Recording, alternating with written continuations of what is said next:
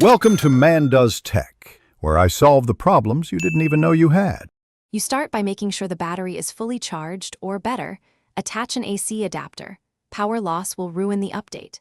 Next, confirm your camera model and current firmware version in Menu Setup version so you download the correct file.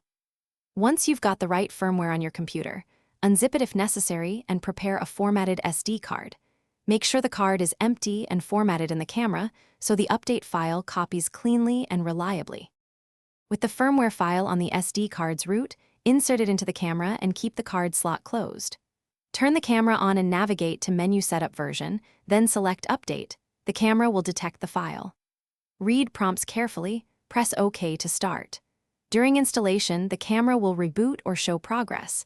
Make sure you do not power off, remove the card, or press buttons because interruptions can corrupt system files. Wait until the process completes, and once the camera restarts, go straight to Menu Setup version to confirm the firmware number changed. This verifies success.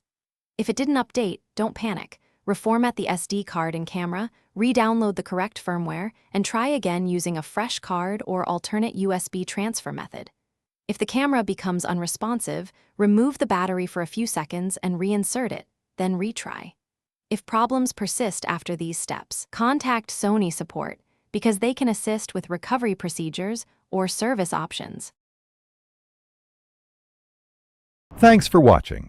If you found this helpful, don't forget to like and subscribe.